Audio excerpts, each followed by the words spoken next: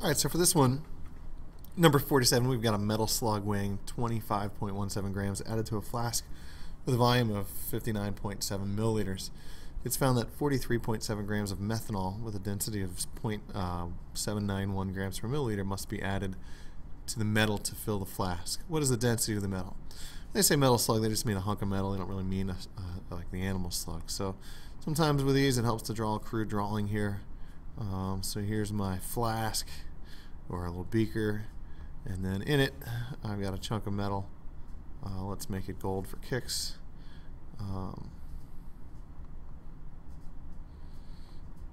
Big hunk of metal, and then we add to this methanol, which is a type of alcohol, and we fill it all the way to the brim, and we figure out how much methanol we have. So what do we know about this? Well, we know our total volume of this is 59.7 milliliters, and then we know that the density of methanol, we'll call it D sub M, is 0.791 grams per milliliter. All right. The other thing we were going to do is rearrange this because we want to know the volume of methanol. So we've got our mass, we've got our density, we can calculate our volume. So our volume of methanol is going to be, if we rearrange the density formula, volume is equal to mass over density, and our mass is 43.7 grams over our density of 0.0791 grams per milliliter. If we continue this, if we do the math, we find out that our volume is 55.2 milliliters.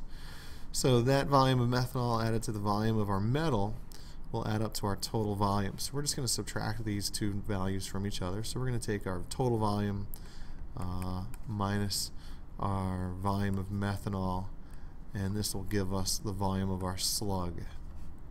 So we've got 59.7 milliliters minus 55.2 milliliters, and this will give us a volume of 4.5 milliliters for the volume of our slug. Now we still use that density formula. Density is equal to mass over volume.